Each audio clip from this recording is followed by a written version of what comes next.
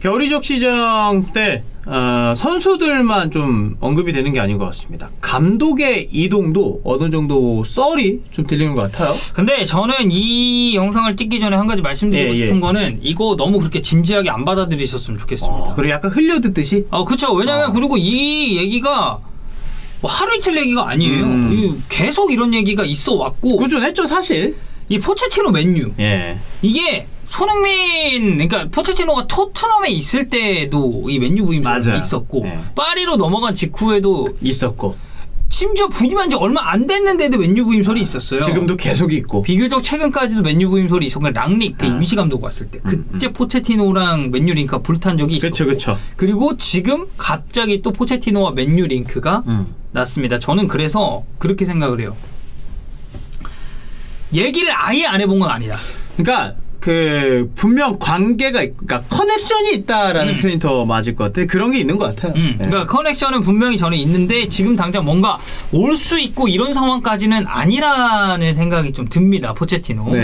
어쨌든 오늘 우리가 이제 좀 살펴봐야 될 내용은 국내 기사에서 이제 보도된 내용에 의하면 르키프가 이제 해당 소식에 출처라고 해요. 그래서 이제 포체티노가 맨유의 차기 감독은 유력한 상황이고 지금 맨유와 합의에 근접했다라는 내용이라고 합니다. 근데 르키프 하면은 그래 프랑스 쪽에서는 한번 좀 들어본. 그럼요. 그럼 이제 언론사기 때문에 이런 보도가 나왔는데 여기서 이제 보면 맨유가 노리는 이유는 랑릭 감독이 부임한 이후에 맨체스터 유나이티드의 상황이 개선되지 않았다. 맞아요. 이게 첫 번째 이유고 일부 선수단이 랑릭에 대해서 좀 의문을 품고 있다라고 해요. 그래서 어찌 보면 이 사람이 이제 잉글랜드에서 뭔가 커리어를 남긴 상황은 아니잖아요. 독일에서의 그런 업적이 있었고 이 랑릭의 전술 물론 간접적으로는 잉글랜드 프리미어리그에 많은 영향을 끼치고 있죠.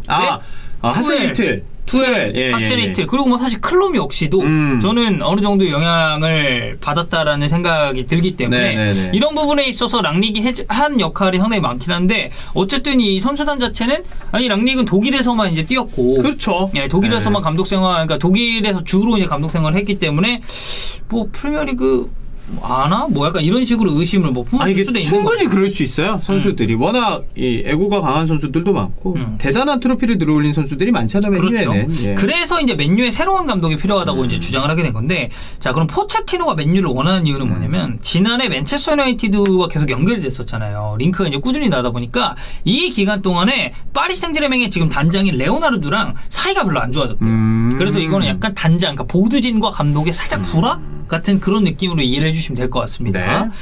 그리고 익스프레스에서도 이제 보도가 나온 건 포체티노가 맨체스터 유나이티드 감독직에 관심이 있다. 그리고 포체티노는 이 맨체스터 유나이티드 측에 전화를 기다리는 중이다라고 이제 얘기를 한 건데 이 해당 정보, 이 전화를 기다리는 중이다, 뭐 어쨌다 이거의 출처는 더선입니다. 그러니까 이거는 익스프레스가 인용 보도를 한 거죠.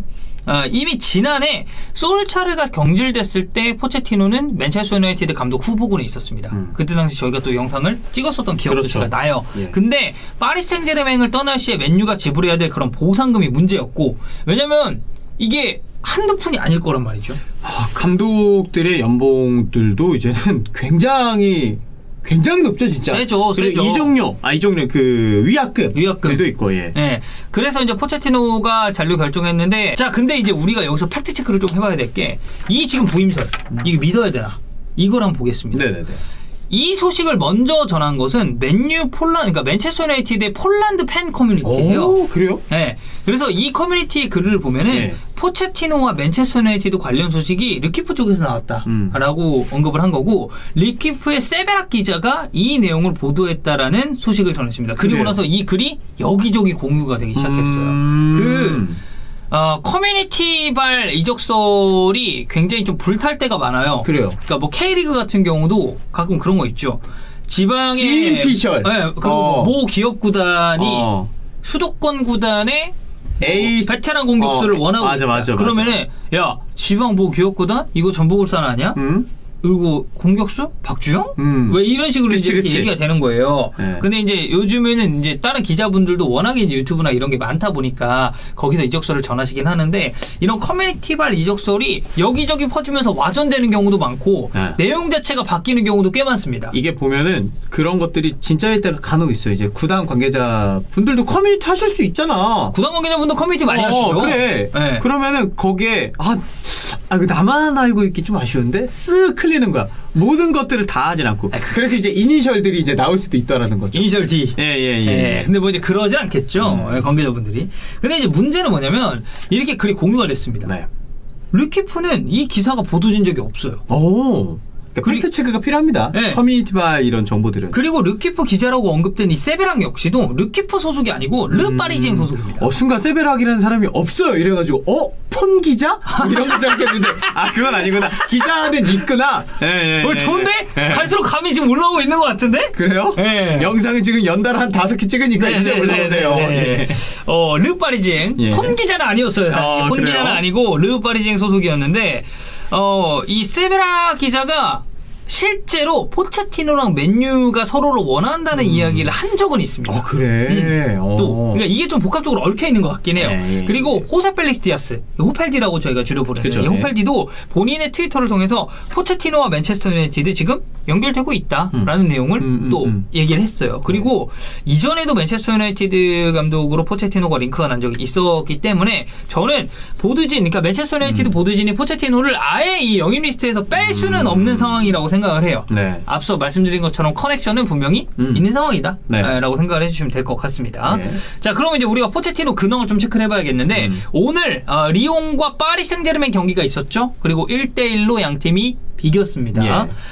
문제는 포체티노가 지금 파리 생제르맹에 부임한 이래로 파리 생제르맹이 경기력이 엄청나게 좋았다라고 할 수 있는 경기가 몇 안 돼요. 그러니까 승리 숫자, 패배 숫자만 보면은 괜찮구나, 괜찮게 잘하구나라고 있다라고 생각할 만하지만 이 경기 내용을 보면은 3선에서의 조합 그리고 이제 2선과 1선에서의 조합 이런 것들에 있어서 파리 생제르맹 팬들의 불만들이 굉장히 많더라고요. 그러니까 지금 리그 성적만 놓고 보면은 네. 20경기 치르면서 승점 47점 확보를 했고 14승 5무 1패입니다. 니스가 36점이니까 11점 차 승점. 네, 승점 11점 차. 원래는 13점이었는데 이제 오늘 무승부 때문에 벌어졌죠.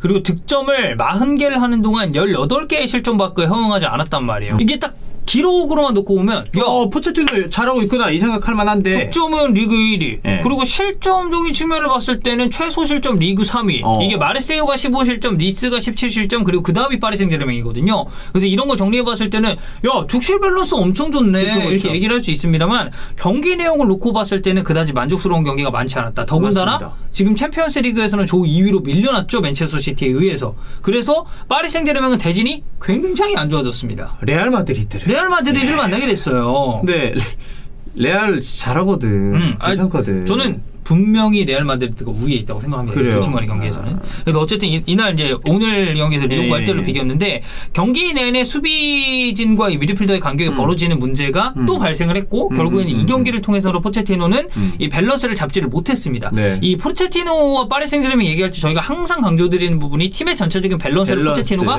못 잡고 있다라는 부분이었는데 네. 이날 경기에서도 그런 부분이 나왔기 때문에 경기에서 승점 3점을 챙기지 못했고 캐러가 이제 76분에 득점을 했었는데 이 득점이 없었다면 이거는 리옹한테 질 수도 있었던 리그를 전체로 놓고 봤을 때 시즌 두 번째 패배를 기록할 수도 있었던 경기였습니다. 그러니까 저희가 이제 이 방구스토크 시작할 때 좀 흘려 들으시라라고 말씀을 드렸잖아요. 근데 그런 내용들이 좀 있는 것 같아요. 이제 커뮤니티발 정보기도 했고 저희가 DM으로 그런 얘기 많이 봤잖아요. 해설캐스터 어떻게 돼야 되냐.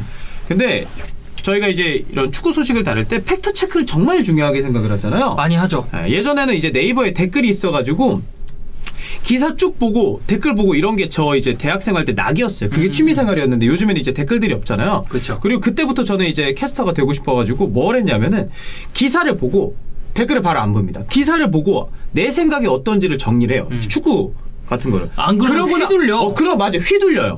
그러니까 여러분들이 만약 해설 캐스터가 되고 싶다면은 댓글을 보기 전에 이 소식에 대해서 내가 어떤 주관을 갖고 있는지를 써둔 다음에 혹은 생각을 정리한 다음에 댓글을 보고 여론은 이렇구나 내 생각은 이런데 내 생각이 꼭 여론과 같을 필요는 없거든요. 그러니까 커뮤니티에 유명한 그런 말이 있죠. 뭐죠? 첫 댓글이 여론을 결정한다. 굉장히 중요합니다. 굉장히. 그래서 이제 이런 근데 그 얘기를 왜 했죠 갑자기? 이 커뮤니티발 정보들이다 보니까 이제 포체티노 맨유 네네네네. 부임설에 대해서 어느 정도 믿어야 되냐 이거를 저희가 좀 말씀드리기 위해서. 그래서 어쨌든 이 정보 자체는 지금 뭐 상황을 좀 보니까 그렇게까지 공신력이 신뢰성이 높은 정부는 아닌 것 같아요. 뭐 여기저기서 이야기도 많고 기자 뭐 소속도 틀리고 막 이러다 보니까. 그러니까요. 그래서 가볍게 흘려 들으시되 포체티노랑 맨유가 링크가 또 아예 없는 없었던 건 게 아니다. 예. 근데 아마 겨울에 당장 옮기기는 힘들 것 같고 랑닉이 6개월이잖아요. 이 시즌이 끝나면 랑닉도 끝납니다. 그럼 그럼요. 테크니컬 디렉터로 가요. 네. 그 시점에 포체티노가 다시 한번 맨체스터 유나이티드와 또 그때 링크가 좀 날지. 제가 볼 때는 불이 좀 탈 거예요. 그때는. 저는 당연히 링크 날 거라고 봅니다. 예. 그래서 이 포체티노 맨유 부임설은 조금 시간을 두고 지켜보는 걸로 해야 될 것 같습니다. 과연 이 영상의 첫 번째 댓글은 무엇일까? 저는 알고 있습니다. 1.